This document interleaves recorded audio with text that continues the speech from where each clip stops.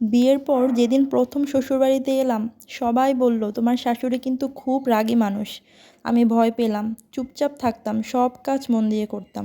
তারপর ওনার পছন্দের রান্না শিখলাম, ওনার সাথে একসাথে বাজারে গেলাম। কিন্তু তারপরেও তার মন পাচ্ছিলাম না। একদিন ভাত বেশি নরম হয়ে গিয়েছিল।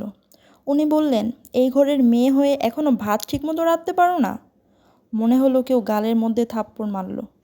কিন্তু আমি কিচ্ছু বলিনি, শুধু রাতে চুপচাপ কেঁদেছিলাম। ওনার ভয়ে আমি আমার স্বামীর সাথেও ভালোভাবে কথা বলতে পারতাম না। আমার স্বামী আমাকে বাইরেও নিয়ে যেত না, কোথাও ঘুরতেও নিয়ে যেত না, শুধুমাত্র ওনার ভয়ে। আর আমি ওনার ভয়ে আমার স্বামীকে এগুলো কিচ্ছু বলতাম না। উনি আমার সব কাজ নিয়ে কথা শোনাতো। আমার এই কাজ ভালো হচ্ছে না, আমার ওটা হচ্ছে না, এটা হচ্ছে না। আর আমি দিন দিন হাঁপিয়ে যাচ্ছিলাম ওনার ব্যবহারে। আমি কোনোভাবেই মনকে বোঝাতে পারতাম না, কেন উনি আমার সাথে এরকম করে, আমার কি অন্যায়? আমি তো ওনার মন পাওয়ার জন্য সব করছি, কিন্তু তারপরেও কেন উনি আমাকে পছন্দ করছে না?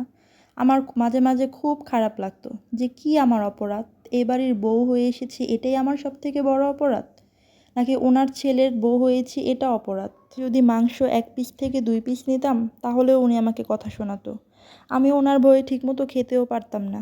কিন্তু দিনকে দিন এই জিনিসগুলো বেড়েই যাচ্ছিল। এরকম করতে করতে কেটে গেছে 4টি বছর।